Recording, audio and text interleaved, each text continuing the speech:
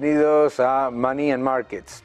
En la narrativa habitual que recibimos por parte de eso que se llama, de manera equivocada, por otro lado, el consenso socialdemócrata, se repite constantemente lo siguiente: hombre, es que los ajustes se tienen que hacer de manera gradual, no se puede llevar a cabo un ajuste drástico, y se está criticando de manera agresiva a las medidas que está llevando a cabo el gobierno de Milei o el gobierno de Bukele en El Salvador.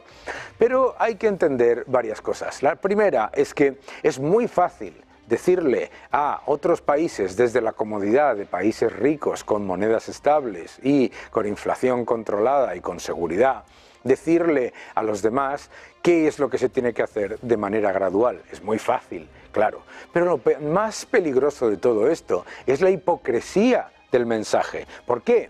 Porque cuando llega un gobierno y decide llevar a cabo la destrucción de la moneda vía la impresión masiva de moneda y además se pone masivamente a aumentar el gasto público, a gigantes desequilibrios fiscales, etcétera, resulta que para eso nunca hay una crítica.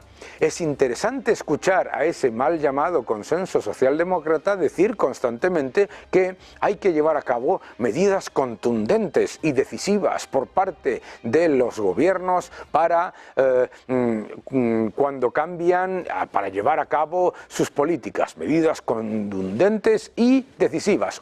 ¡Qué sorpresa! Medidas contundentes y decisivas significa empobrecerle a usted y además endeudarle masivamente. Es decir, como yo digo siempre, con la tarjeta de crédito de otro, todos los restaurantes son baratos. ¿Y qué es lo que está ocurriendo? Que es absolutamente alucinante que estemos escuchando día tras día críticas a Milei por llevar a cabo un ajuste agresivo y rápido, cuando no se le dijo nada durante años a los gobiernos del peronismo destructor, de ese socialismo plañidero que lo único que hace es destruir lo que finge proteger, que no pasaba absolutamente nada por disparar los desequilibrios fiscales, aumentar masivamente los impuestos y además destruir el poder adquisitivo de la moneda imprimiendo sin control.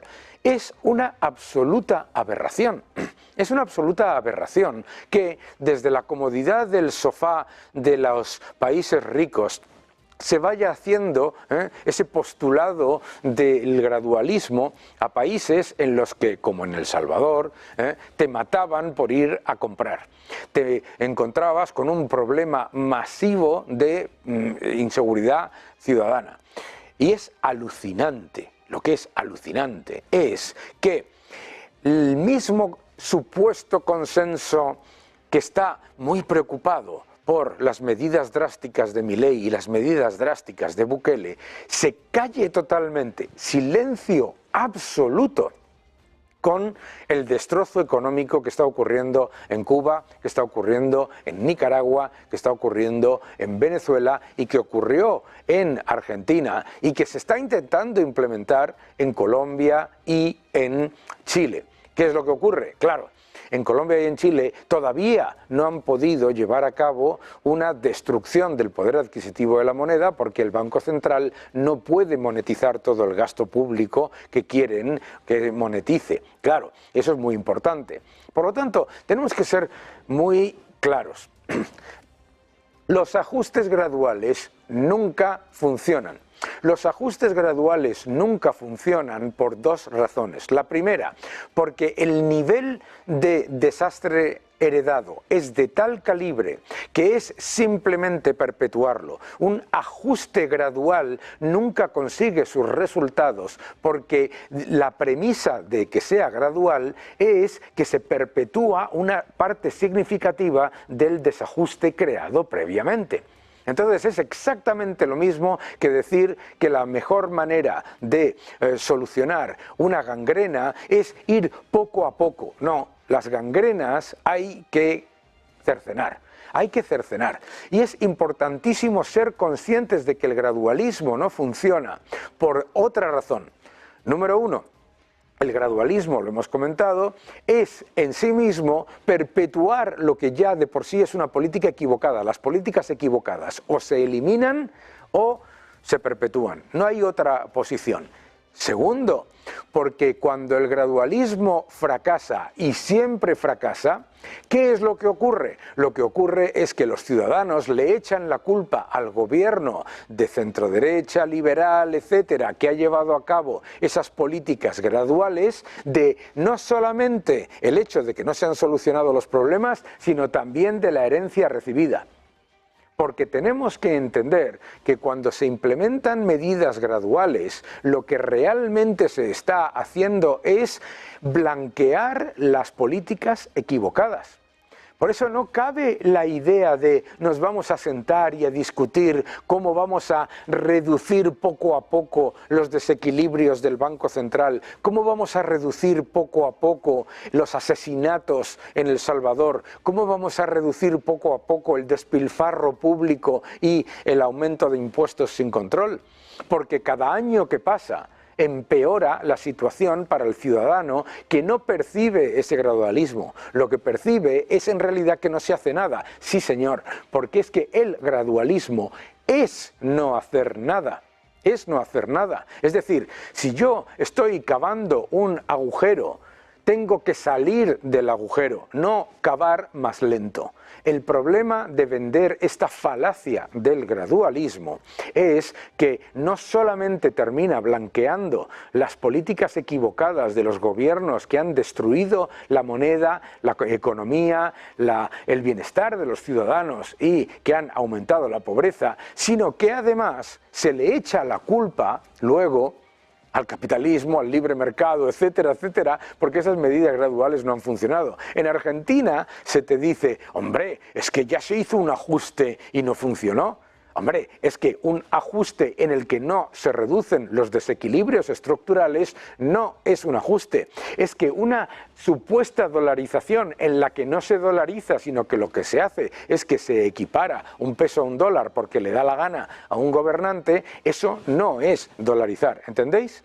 La realidad de la economía global es que las políticas equivocadas deben eliminarse. Las políticas equivocadas son equivocadas, se utilicen al 100% o se utilicen al 50%. No existe el concepto del gradualismo a la hora de hacer ajustes. Los ajustes o se hacen quirúrgicamente y urgentemente para que una vez que se haya reconocido la realidad fiscal, monetaria y económica del país, se pueda empezar a crecer, se pueda empezar a generar prosperidad, se pueda recuperar la actividad privada, o no se hacen.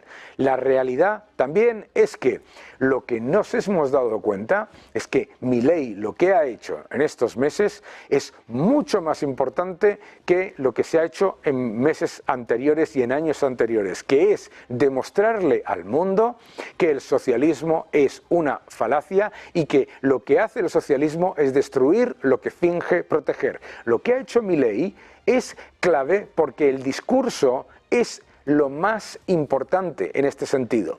Es muy importante porque le está recordando a la gente que no, que 2 más 2 no suman 22. No, que no hay dinero para todo y para todo lo que quieras y que lo único que hay que hacer es imprimirlo. No, que no es cierto que el Estado cree riqueza. El Estado no crea riqueza. El Estado solamente administra lo que recibe de un sector privado que genera prosperidad, crecimiento, empleo e inversión. El Estado no crea nada, lo único que hace es administrar.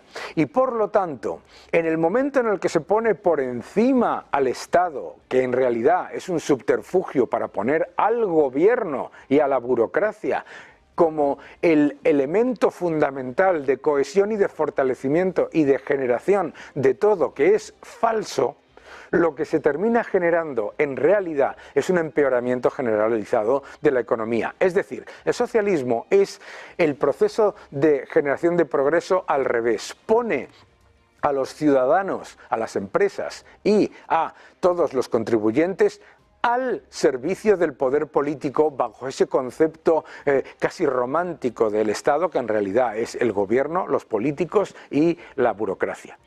pone a los supuestos servidores públicos como señores feudales al que los que producen le deben simplemente por estar. No, el Estado no es la solución. El Estado, como mucho, puede facilitar o perjudicar. Y lo que está haciendo en muchos gobiernos de Latinoamérica es un Estado que cada vez es más confiscatorio y extractivo, y por lo tanto las medidas, cuando llega un gobierno serio que reconoce que la mejora de las condiciones para los trabajadores, que la mejora de las condiciones para los ciudadanos, que la reducción de la pobreza y que el crecimiento económico vienen de la seguridad, vienen de la seguridad inversora de instituciones independientes, de la sociedad civil, vienen de las empresas que crean empleo y que crean riqueza y que crean inversión, y no de un Estado depredador. El Estado depredador es siempre el problema, y por eso el gradualismo siempre fracasa. En el momento en el que se blanquea el 50% de los desastres generados por el anterior, ya han introducido la pata en el elemento más peligroso, que es seguir cavando aunque sea más lento.